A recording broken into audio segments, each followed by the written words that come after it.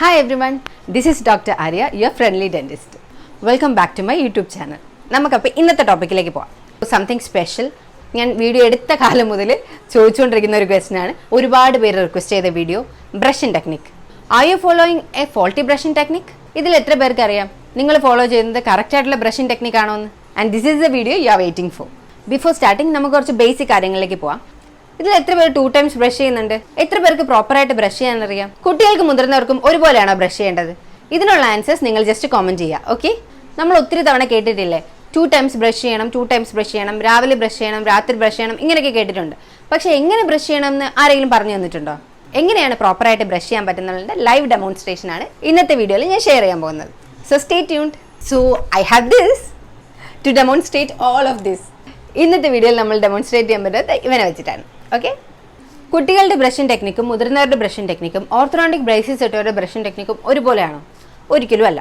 ഓരോരുത്തർക്കും ഓരോ രീതിയിലുള്ള ബ്രഷിംഗ് ടെക്നിക്കാണ്. കുട്ടികളുടെ ബ്രഷിംഗ് ടെക്നിക്കാണ് ഫോൺസ് ടെക്നിക്, മുതിർന്നവരുടെ brushing technique modified Bass technique. So ആദ്യം നമുക്ക് കുട്ടികൾ എങ്ങനെയാണ് ബ്രഷ് ചെയ്യുന്നതെന്ന് നോക്കാം.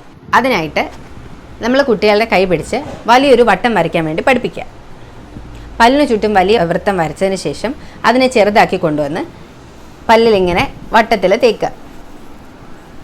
പല്ലിൻ്റെ എല്ലാ സർഫസിലും നമ്മൾ കുട്ടികളിൽ വട്ടത്തിലായിരിക്കും ശീലിപ്പിക്കുക. കാരണം നമ്മൾ മുതിർന്നവരിൽ തേക്കും പോലെ വലിയ വലിയ ടെക്നിക്കൊന്നും യൂസ് ചെയ്യാൻ വേണ്ടി കുട്ടികൾക്ക് പറ്റില്ല, അവർക്ക് അറിയത്തുമില്ലല്ലോ. സോ ഇതാണ് ഏറ്റവും ബെസ്റ്റ് ടെക്നിക്. നമ്മൾ സർക്കുലർ മോഷനിൽ അഥവാ വൃത്താകൃതിയിൽ തന്നെ എല്ലാ പല്ലുകളും വൃത്തിയാക്കാൻ വേണ്ടിയിട്ട് ശ്രദ്ധിക്കുക. അടുത്തതായി മുതിർന്നവർക്കായുള്ള ബ്രഷിംഗ് ടെക്നിക്, അതിനെ മോഡിഫൈഡ് ബാസ് ടെക്നിക് എന്ന് പറയും. അതിനായി ബ്രഷ് പല്ലിനും മോണയ്ക്കും ഇടയ്ക്ക് 45 ഡിഗ്രി ചരിച്ചു പിടിക്കുക. എന്നിട്ട് മുമ്പോട്ടും പുറകിലോട്ടും ചലിപ്പിക്കുക. അങ്ങനെ 20 പ്രാവശ്യം ചെയ്യുക. ഒരേ സമയം 3 പല്ല് വൃത്തിയാക്കുന്ന രീതിയിൽ ചെയ്യുക. എന്നിട്ട് പുറത്തേക്ക് സ്വൈപ്പ് ചെയ്യുക. ഇതേപോലെ തന്നെ പല്ലിൻ്റെ ഉൾവശവും വൃത്തിയാക്കാവുന്നതാണ്.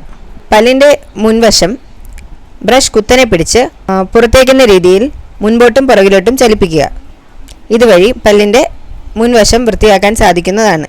ഇനി ചവയ്ക്കുന്ന ഭാഗം വൃത്തിയാക്കാനായി ബ്രഷ് കുറുകെ പിടിച്ച് മുമ്പോട്ടും പുറകിലോട്ടും ചലിപ്പിക്കുക.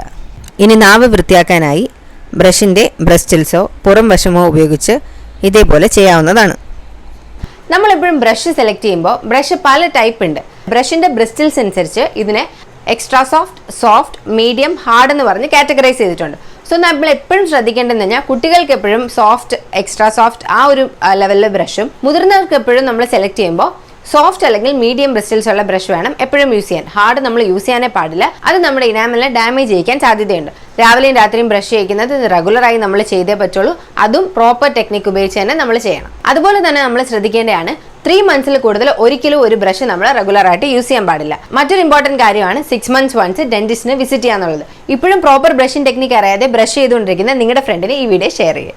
ഇതിൽ നിങ്ങൾക്ക് എന്ത് ഡൗട്ട് ഉണ്ടെങ്കിലും you can comment below. If you found this video helpful, follow for more. See you in the next video.